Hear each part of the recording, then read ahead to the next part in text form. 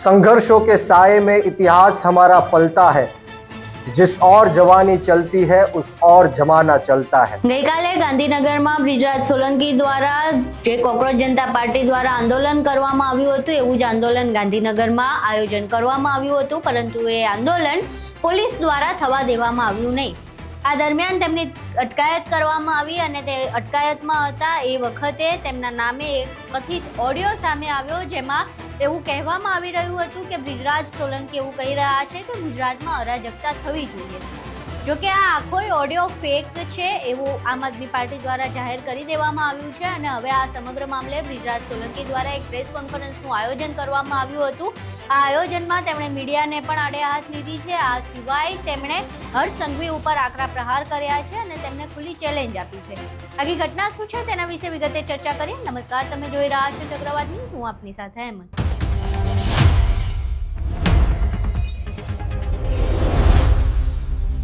ગઈકાલે ગાંધીનગર પોલીસે જ્યારે બ્રિજરાજ સોલંકીની અટકાયત કરી એ સમયની દરમિયાન એક ઓડિયો સામે આવ્યો। એ ઓડિયોમાં કથિત રીતે બ્રિજરાજ સોલંકીનો અવાજ છે એવો દાવો કરવામાં આવતો હતો, જેમાં એવું કહેવામાં આવી રહ્યું હતું કે બ્રિજરાજ સોલંકી એવી વાત કરી રહ્યા છે કે ગુજરાતમાં એવું આંદોલન થવું જોઈએ કે 2-4 બસો સળગી જવી જોઈએ। આ સિવાય જે પ્રમાણે પાટીદાર અનામત આંદોલનમાં થયું હતું એવી રીતે 2-3 દિવસ સુધી ઇન્ટરનેટ પણ ઠપ થઈ જવું જોઈએ, એ પ્રકારનો માહોલ બનાવવાનો છે। આ પ્રકારેનો ઓડિયો વાયરલ થયો હતો, જેમાં કથિત રીતે એવું કહેવામાં આવી રહ્યું હતું કે બ્રિજરાજ સોલંકીનો અવાજ છે, પરંતુ બાદમાં આમ આદમી પાર્ટી દ્વારા એવી સ્પષ્ટતા કરવામાં આવી કે આ ડીપ ફેક ઓડિયો છે। આ સિવાય આજે બ્રિજરાજ સોલંકીએ પ્રેસ કોન્ફરન્સનું આયોજન કર્યું અને તેમાં પણ તેમણે કહ્યું કે આ ડીપ ફેક ઓડિયો છે, અમે તેની પુષ્ટિ પણ કરી દીધી છે અને હવે આ સમગ્ર મામલે અમે હાઈકોર્ટમાં જવાના છીએ। આ સિવાય જે પણ મીડિયા સંસ્થાનો છે જેમણે આ ઓડિયોના આધારે મારા ઉપર આરોપો લગાવ્યા છે, એ તમામ મીડિયા સંસ્થાનો મને જણાવે કે આ ઓડિયો તેમની પાસે ક્યાંથી આવ્યો હતો, શું ભાજપની આઈટી સેલ પાસેથી આવ્યો હતો, શું હર્ષ સંઘવી દ્વારા મોકલવામાં આવ્યો હતો, ક્યાંથી આ ઓડિયો આવ્યો હતો એની માહિતી આપે અને આ ઓડિયો ખોટો છે એટલે વિડીયો પણ હટાવી લે, નહીતર 24 કલાકની અંદર અમે ગુજરાત હાઈકોર્ટમાં જઈને આના ઉપર સ્ટ્રિક્ટ એક્શન લેવાના છીએ। આ સિવાય તેમણે હર્ષ સંઘવીને પણ ખુલ્લી ચેલેન્જ આપી છે અને કહ્યું છે કે હવે આ યુવાનોની શક્તિ છે જે દિલ્હીમાં જોવા મળી ચૂકી છે અને તમે જે પ્રમાણે યુવાનોને દબાવવાનો પ્રયાસ કરો છો એમાં સફળ નહીં થાવ। આમ આદમી પાર્ટી તમારા તમામ જે ષડયંત્રો છે તેનો રોકડો જવાબ આપશે। અહીં સાંભળે બ્રિજરાજ સોલંકી પ્રેસ કોન્ફરન્સમાં શું કહી રહ્યા છે। સૌપ્રથમ તો આજની આ પ્રેસ વાર્તામાં તમામ મારા પ્રેસ અને ઇલેક્ટ્રોનિક મીડિયાના મિત્રોનું આ તકે હું ખૂબ ખૂબ સ્વાગત કરું છું, આપનો ખૂબ ખૂબ આભાર વ્યક્ત કરું છું। આજની આ પ્રેસ વાર્તામાં મારી સાથે એસએપના પ્રમુખ ધાર્મિકભાઈ માથુકિયા અને હું ગુજરાત પ્રદેશ યુવા પ્રમુખ આમ આદમી પાર્ટી બ્રિજરાજ સોલંકી। વાત એ કરવાની છે કે જે રીતના આ દેશની અંદર નીટનો પેપર લીક થયો અને એના કારણે નિર્દોષ 22 કરતા પણ વધારે વિદ્યાર્થીઓએ આત્મહત્યા કરી, ત્યારબાદ કોકરોચ જનતા પાર્ટીના આંદોલન થકી ધર્મેન્દ્ર પ્રધાનનું ગઈકાલે જ રાજીનામું આવ્યું, ત્યારે હું દેશના તમામ યુવાનો, વિદ્યાર્થીઓ, તમામ લોકોએ જેમણે આ આંદોલનમાં સહભાગી બનીને આ આંદોલનને મજબૂત કરવાનું કામ કર્યું, એ તમામ લોકોને આ તકે હું ખૂબ ખૂબ અભિનંદન પાઠવું છું, આભાર વ્યક્ત કરું છું। संघर्षों के साए में इतिहास हमारा पलता है, जिस और जवानी चलती है उस और जमाना चलता है। આ જીત ભારત દેશની લોકતંત્રની જીત છે, આ જીત ભારત દેશના સંવિધાનની જીત છે અને આ જીત ભારત દેશના યુવાનોની, વિદ્યાર્થીઓની અને જેન ઝીની જીત છે। ત્યારે જે લોકોએ આ આંદોલનમાં સોશિયલ મીડિયાના માધ્યમથી કે ગ્રાઉન્ડ ઝીરો ઉપર આખા દેશની અંદર વિરોધ પ્રદર્શન નોંધાવ્યું, જે લોકોએ આ મહાયજ્ઞની અંદર પોતાની જાતની આહુતિ આપી, એ તમામ લોકોને આ તકે હું આમ આદમી પાર્ટી ગુજરાત પ્રદેશના યુવા પ્રમુખ તરીકે વંદન સાથે અભિનંદન પાઠવું છું, એમના ચરણોમાં નતમસ્તક વંદન કરું છું।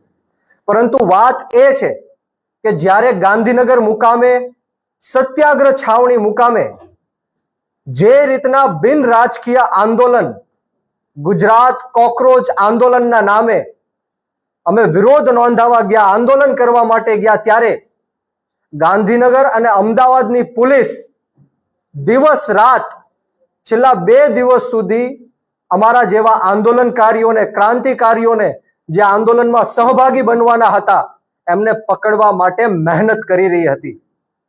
ભારતીય જનતા પાર્ટી ગુજરાત સરકારના ગૃહમંત્રી હર્ષ સંઘવીના ઈશારા ઉપર અમને ડિટેન કરવામાં આવ્યા અને જે રીતના ત્યારબાદ આપ સૌએ જોયો હશે કે મીડિયાના માધ્યમથી એઆઈ ઓડિયો મારો અને ધાર્મિકભાઈ માથુકિયાનો જે રીતના ફેક એઆઈ ઓડિયો આ ભારતીય જનતા પાર્ટીની આઈટી ટીમે જે વાયરલ કર્યો છે, એ ઓડિયો સાંભળીને તમામ લોકોને ખ્યાલ આવી ગયો, નાના છોકરાઓને પણ ખ્યાલ આવી જાય કે અવાજ મારો નથી, આ બનાવટી ઓડિયો છે. અમે એક જ મિનિટની અંદર જે થર્ડ પાર્ટી એપ્લિકેશન, જે એઆઈ વિડીયો હોય, એઆઈ ઓડિયો હોય કે એઆઈ ફોટોગ્રાફ હોય, એને સ્પષ્ટ કરતું એક એપ્લિકેશન છે, એ એપ્લિકેશનના માધ્યમથી એક જ મિનિટની અંદર અમે આ સ્પષ્ટ કરી નાખ્યું. અમે આ જનતા વચ્ચે મૂકી દીધું કે આ અમારો અવાજ નથી, આ એઆઈ થી બનાવેલો ઓડિયો છે.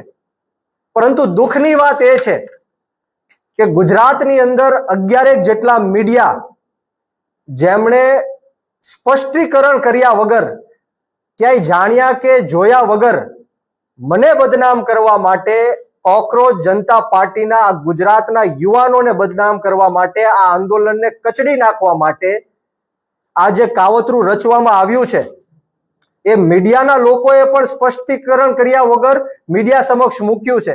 એ મીડિયા કર્મીઓને મારી નમ્ર અપીલ છે, વિનંતી છે, એક રિક્વેસ્ટ છે કે તમે તાત્કાલિક ધોરણે અમને જાણ કરો કે આ ઓડિયો તમારી પાસે ક્યાંથી આવ્યો, તમને કોણે આ ઓડિયો મોકલ્યો, શું હર્ષ સંઘવી આ ઓડિયો તમને મોકલ્યો, બીજેપીના આઈટી સેલે તમને આ ઓડિયો મોકલ્યો? અમારે જાણવું છે કે તમારી પાસેથી આ ઓડિયો ક્યાંથી આવ્યો. અને તમામ લોકો, જેટલા પણ મીડિયાએ આ ફેક એઆઈ ઓડિયો પોતાના ન્યૂઝ ચેનલના માધ્યમથી ચલાવ્યો છે, એમને મારી રિક્વેસ્ટ છે કે તાત્કાલિક ધોરણે આ જે ખોટી ખબર છે, આ જે ફેક એઆઈ ઓડિયો છે, એને પાછો ખેંચી લેવામાં આવે, એને ડિલીટ કરી નાખવામાં આવે. બીજી બાજુ અમને જણાવવામાં આવે કે આ ઓડિયો તમને કોણે મોકલ્યો છે, નહીતર આવતી 24 કલાકમાં, આવનારી 24 કલાકમાં હું લીગલ એક્શન પણ લેવાનો છું. હાઈકોર્ટ અને સુપ્રીમ કોર્ટ સુધી જવું પડે તો પણ અમારી જવાની તૈયારી છે. અને ખાસ કરીને આ ભારતીય જનતા પાર્ટીના ઈશારે પોલીસે મને ડિટેન કરીને રાખ્યો. અંદાજિત 8 થી 9 કલાક સુધી મને ગોંધી રાખવામાં આવ્યો, મારા ઉપર પ્રેશર કરવામાં આવ્યું, મને ડરાવવા ધમકાવવાની કોશિશ કરવામાં આવી કે આ ઓડિયોના માધ્યમથી તમારી ઉપર રાજદ્રોહનો કેસ લગાડશું, તમે જીવનભર જેલમાં સડશો, તમને ગુજરાતની બહાર કાઢી મૂકશું. આ રીતના ધાક ધમકીઓ આપીને મને ડરાવવાની અને ધમકાવવાની કોશિશ કરી. પરંતુ આપના માધ્યમથી આ ગુજરાત રાજ્યના ગૃહમંત્રી હર્ષ સંઘવીને કહેવા માંગુ છું કે આમ આદમી પાર્ટીના અનેક નેતાઓ ઉપર તમે આવી રીતના ખોટા કેસ કર્યા, જેલમાં નાખવાના પ્રયત્ન કર્યા, તમે આવા એઆઈ ઓડિયો બનાવ્યા, એઆઈ વિડીયો બનાવ્યા, એઆઈ ફોટોઝ બનાવ્યા. પરંતુ હવે ગુજરાતના યુવાનો જાગી ગયા છે, ગુજરાતની જનતા જાગી ગઈ છે. હું આપ સૌને કહેવા આવ્યો છું કે આવા અનેક પ્રયત્નો ભવિષ્યમાં પણ થશે. ભારતીય જનતા પાર્ટી જો ડરતી હોય તો એ આમ આદમી પાર્ટીથી ડરે છે, અને ભારતીય જનતા પાર્ટી હારશે તો એ આમ આદમી પાર્ટીથી જ હારશે. એ ખ્યાલ હર્ષ સંઘવીને આવી ગયો છે, એટલા માટે આવા કાવતરો રચવા પડે છે. હું એમને કહેવા માંગુ છું કે આવા કાવતરો કરવાથી આમ આદમી પાર્ટીનો કાર્યકર્તા હોય કે નેતા હોય, કોઈ ડરવાનો કે ગભરાવાનો કે ધમકાવવાનો નથી.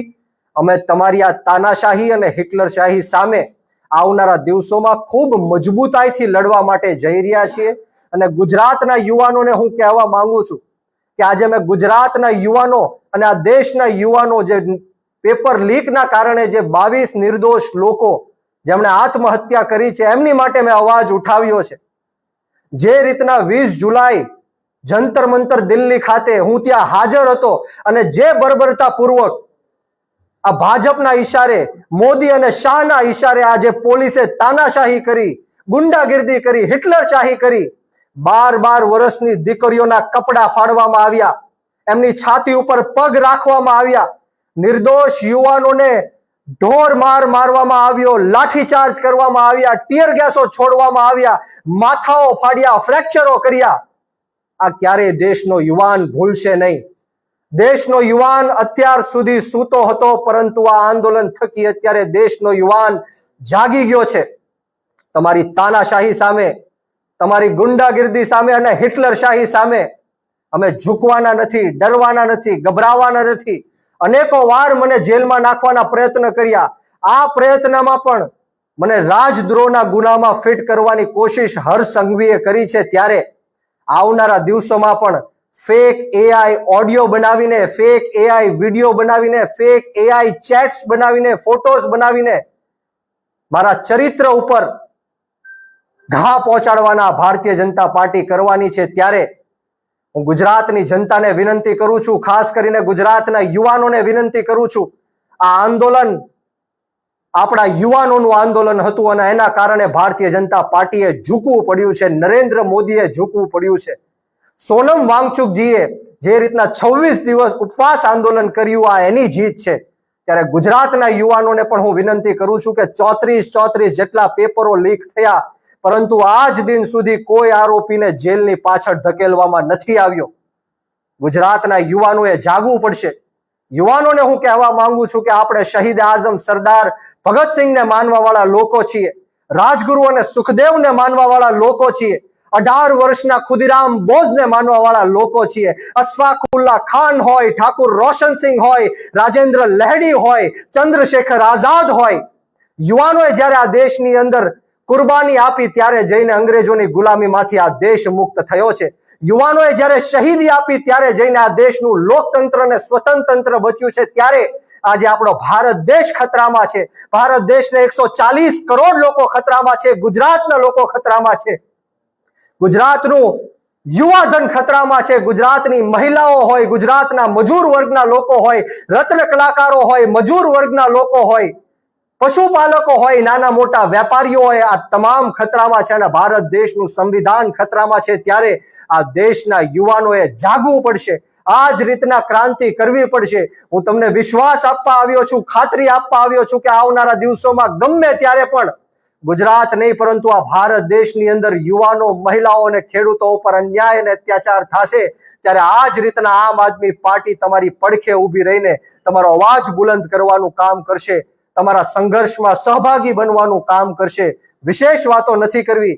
આવો ને આવો સાથ સહકાર અને પ્રેમ યુવાનોનો મળતો રહે એવી જ માતાજીના ચરણોમાં પ્રાર્થના સાથે આપ સૌને બ્રિજરાજ સોલંકીના જય હિન્દ, જય ભારત, જય જય ગરવી ગુજરાત, ઇન્કલાબ જિંદાબાદ, યુવા શક્તિ જિંદાબાદ. અહીં તમે બ્રિજરાજ સોલંકીને સાંભળ્યા. હવે આ સમગ્ર મામલે તેઓ લીગલી લડી લેવાના મૂડમાં જોવા મળી રહ્યા છે અને આ ઓડિયો જે છે ડીપફેક છે. હવે આ સમગ્ર બાબતે જે પ્રમાણે બ્રિજરાજ સોલંકીએ પ્રશ્ન કર્યો એ જ પ્રશ્ન ઊભો થઈ રહ્યો છે કે હકીકતમાં આ ઓડિયો બનાવ્યો કોણે છે? આ ડીપફેક ઓડિયો બનાવવા પાછળનું કારણ શું છે? કોના દ્વારા ષડયંત્ર ઘડવામાં આવ્યું છે અને કોણ બ્રિજરાજ સોલંકીને હેરાન કરવા માંગે છે, બદનામ કરવા માંગે છે? અને શું હકીકતમાં જે પ્રમાણે તેઓ દાવો કરી રહ્યા છે એ પ્રમાણે આ ઓડિયો હેઠળ તેમને રાજદ્રોહના કેસમાં ફસાવાનું ષડયંત્ર હતું કે કેમ? આ તમામ મુદ્દે પ્રશ્નો ઊભા થઈ રહ્યા છે. હવે આ ઓડિયો ડીપફેક છે એ કોને બનાવ્યો તેના વિશે કોઈ માહિતી સામે આવે છે કે કેમ તે જોવું રહ્યું. તમારું આ આખી ઘટનાને લઈને શું માનવું છે? બ્રિજરાજ સોલંકીએ જે જણાવ્યું તેના વિશે તમારું શું માનવું છે? તમારા મંતવ્યો અમને કોમેન્ટ બોક્સમાં જરૂર જણાવજો. વિડીયો પસંદ આવ્યો હોય તો વિડીયોને લાઇક કરજો, શેર કરજો અને અમારી ચેનલને સબસ્ક્રાઇબ કરવાનું ભૂલશો નહીં. નમસ્કાર.